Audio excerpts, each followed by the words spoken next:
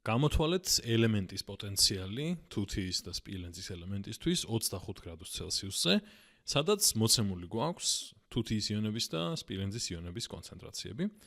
და ანუ აქ შეხსენებასავით არის, ეს არის აღდგენის ნახევარი რეაქცია, ანუ სპილენძი იძენს 2 ელექტრონს და აღდგება და თუთია იჟანგება, ანუ კარგავს 2 ელექტრონს, ხო? და აქ მოცემული გვაქვს აღდგენის სტანდარტული პოტენციალი და ჟანგვის სტანდარტული პოტენციალი და ქვემოთ მოცემული გვაქვს ჯამური ჟანგვა-აღდგენითი რეაქცია და ასევე ბატარეის სტანდარტული პოტენციალი, რაც არის უბრალოდ ჯამი ამ ორი პოტენციალის. ახლა, მოდი გამოვიყენოთ ნერნსტის განტოლება. ესე იგი, დავწეროთ, რომ ეფსილონი, ანუ ეს პოტენციალი, მყისი, ტოლი არის სტანდარტული პოტენციალი მინუს ესეთი გამოსახულება 0.0592 ვოლტი შეფარდებული n-თან და გამრავლებული ლოგარითმ q-ზე, q-ს ლოგარითმზე. სადაც n არის უბრალოდ მოლი, რამდენი მოლი ელექტრონი გადაიცა, რაც ამ შემთხვევაში არის პირდაპირ 2, ანუ შეგვიძლია გავუსვათ კიდეც ხაზი, რომ აი ამაზე არის საუბარი. და q არის ფარდობა კონცენტრაციებს შორის. ანუ პროდუქტების კონცენტრაცია, რაც ამ შემთხვევაში არის მხოლოდ თუთიის იონების კონცენტრაცია, მყარ ნივთიერებებს არ ვითვალისწინებთ ცხადია, შეფარდებული სპილენძის იონების კონცენტრაციასთან, იმიტომ რომ სპილენძი არის რეაგენტების მხარეს და ამ კონკრეტულ ვითარებას თუ შევხედავთ, თითო მოლარი არის, ანუ მოლი ლიტრზე, ამიტომ ეს უბრალოდ იქნება 1 შეფარდებული 1-თან, ანუ პირდაპირ 1, ხო? ესე იგი, ახლა ეს რომ ჩავსვათ გამოსახულებაში, რა გამოდის? გამოდის, რომ აქ გვაქვს, ეცა, იგივე ფერით გავაგრძელო მირჩევნია, მყისი პოტენციალი, ეს არის სტანდარტული 1.1, აი აქ მოცემული რაც გვაქვს და ამას უნდა გამოვაკლოთ, ესე იგი 0.0592 შეფარდებული 2-თან, იმიტომ რომ ნახეთ 2 იყო ელექტრონების რაოდენობა, ანუ 2 მოლი არის და ლოგარითმ 1-ის, იმიტომ რომ q არის 1 ამ კონკრეტულ მაგალითში, ხო? 1-ის ლოგარითმი არის 0, შესაბამისად ეს მთლიანად გადავარდება, ანუ გვექნება რომ ეფსილონი ტოლია 1.1-ს გამოკლებული 0 და ესე იგი მივიღეთ რომ ეფსილონი ამ შემთხვევაში ტოლი არის ეფსილონ 0-ის, ხო? ანუ სტანდარტული პოტენციალის ტოლია და ანუ ტოლია 1.1 ვოლტის. რაც არ უნდა გაგვიკვირდეს, იმიტომ რომ სტანდარტული პოტენციალი რას ნიშნავს? ნიშნავს პოტენციალს სტანდარტულ პირობებში და ახლა რაც გვაქვს მოცემული ამ სიტუაციაში, აი აქ, ეს არის მართლაც სტანდარტული პირობები, ასე რომ ისედაც მოსალოდნელი იყო ეს ყველაფერი. მაგრამ მოდი ახლა ავდგეთ და გავაკეთოთ ესეთი მაგალითი, სადაც აქ 1-ის ნაცვლად გვექნება 10. ანუ მოდი ამას გადავუსვამ ხაზს, რომ არ ვცვალო რაღაცები და აქ დავწერო, გვაქვს 10 მოლარი, ხო? ესე იგი, თუთიის კონცენტრაცია არის 10 მოლარი. მოდი ხელახლა ახლა დავწერ გამოსახულებას, განტოლებას, ეფსილონი, მყისი ეფსილონი არის ეფსილონ 0-ს გამოკლებული 0.0592 და ძალიან დიდი სიზუსტე არ გჭირდება და ამიტომ მოდი 0.06 დავწერ აქ. შეფარდებული n-თან გამრავლებული ლოგარითმ q-ზე, ხო? ლოგარითმი q-ზე. ახლა მოდი ვნახოთ q-რის ტოლი გამოდის. ამ შემთხვევაში კონცენტრაციები უნდა შევაფარდოთ, ესე იგი, როგორც ვთქვით, თუთიის და სპილენძის, ხო?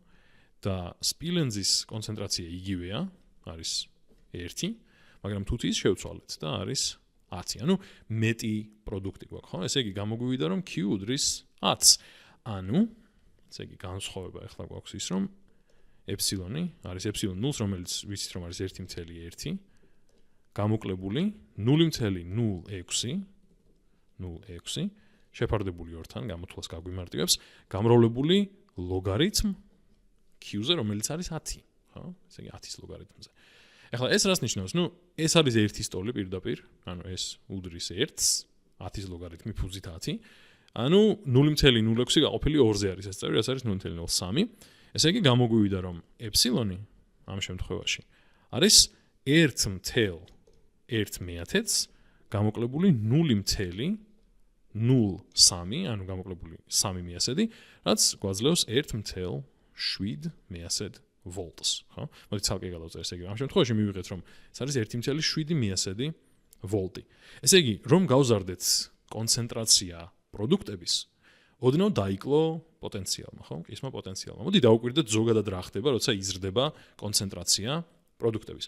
ანუ თუ მოიმატა პროდუქტების კონცენტრაციამ, ანუ თუ გავზარდეთ აი აქ თუთიის კონცენტრაცია. ეს ნიშნავს, რომ მეტი რეაგენტი არის შესული რეაქციაში და ანუ მათი რაოდენობა დაკლებულია, რაც საბოლოოდ სუფთა მათემატიკურად გულისხმობს, რომ უნდა გაიზარდოს Q-ს კონცენტრაცია, ესე იგი Q-ც იზრდება, ხო? და აი მოდი წარმოვიდგინოთ რაღაცა სხვა რიცხვი ჩავსვათ, უბრალოდ მაგალითად გაიზარდა Q და გახდა ახლა 100. როგორ შეცვლის ეს სურათს. ესე იგი ეფსილონი იქნება 1.1/1000 გამოკლებული 0.06 შეფარდებული ისევ ორთან გამრავლებული ლოგარითმ 100-ზე, ხო, ამ შემთხვევაში. ეხლა ამისი ლოგარითმი იქნება 2 სტოლი, ხო? იმიტომ რომ, 100-ის ლოგარითმი ფუძით 10 არის 2, ეს 2 წავა 2-თან და დაგვრჩება 1.1/1000 - 0.06, რაც არის 1.04 ვოლტი. ესე იგი კიდევ უფრო დაიკლო, რა თქმა უნდა, მცირედ, ანუ 10 ჯერ გაიზარდა და ამან მხოლოდ რაღაცა 0.3 დაიკლო, ხო? მაგრამ მაინც მცირდება პოტენციალი. მაშინ მოდი ახლა ვნახოთ. ანუ პრინციპში სანამ ვნახოთ ერთი დასკვნა, რაც შეგვიძლია გავაკეთოთ კიდევ აქედან არის, რომ Q რაც უფრო იზრდება, მით უფრო მცირდება ეფსილონი, ხო? ანუ პოტენციალი. ახლა მოდი ვნახოთ რისი ტოლია, უფრო ლამაზი პოტენციალი გარდა ეფსილონი დავწეროთ. რისი ტოლი არის წონასწორობისას ეფსილონი, ხო? ესე იგი, წონასწორობა რას გულისხმობს? თერმოდინამიკურ წონასწორობაზე საუბარი ცხადია, მოდი დავწეროთ ისევ გამოსახულება, ეფსილონი თან ბევრჯერ რო ვიმეორებთ ამას კარგია, იმიტომ რომ უფრო მეტად ჩაიბეჭდება გონებაში, რომ რა თქმა უნდა შემიძლია ყოველ ჯერზე პირდაპირ დავიწყო, ამ პრინციპში 0.06 დავწერ აქ. პირდაპირ დავიწყო უკვე ჩასმული გამოსახულებიდან, ხო? ლოგარითმი Q-სი. ეხლა არ უნდა დაგვავიწყდეს, რომ Q წონასწორობისას პირდაპირ ტოლი არის K-სი, ხო? ანუ წონასწორობის მუდმივის. და თუ გავიხსენებთ აი ამ გამოსახულებას, სადაც თავისუფალი ენერგია არის დაკავშირებული ეფსილონთან, ანუ პოტენციალთან, ვიცით რომ წონასწორობისას თავისუფალი ენერგია არის 0 და ეგ ნიშნავს რომ მაშინ აუცილებლად ეფსილონიც უნდა იყოს 0-ის ტოლი. ესე იგი გამოდის რომ შეგვიძლია დავწეროთ რომ ეს უდრის 0-ს. აქეთ გვაქვს სტანდარტული პოტენციალი მინუს ეს 0.06 შეფარდებული n-თან, აქეთ ლოგარითმ K. მოდი, ცოტა პატიოსნად ვიზამ ამას. რადგან ზოგადი გამოსახულების დატოვება მინდა უფრო სწორი საქციელი იქნება, რადგან გამოთვლას არ ვაკეთებ, რომ ჩავწერო როგორც არის 592 n ლოგარითმ K. ჩავანაცვლოთ K-თი Q, რადგან უკვე წერთ გამოსახულებას, რომელიც შეესაბამება თერმოდინამიკურ წონასწორობას. და აქედან ესე იგი ესეც საინტერესო დასკვნას ვაკეთებთ, რომ ეფსილონ 0 ტოლი არის 0.0592 შეფარდებული n-თან გამრავლებული ლოგარითმ K-ზე. ესე იგი, შეგვიძლია გვახსოვდეს ამ ვიდეოს შედეგად, რომ ნერნსტის განტოლება შეგვიძლია გამოვიყენოთ, როცა სხვადასხვა კონცენტრაცია გვაქვს და გვინდა დავთვალოთ პოტენციალი.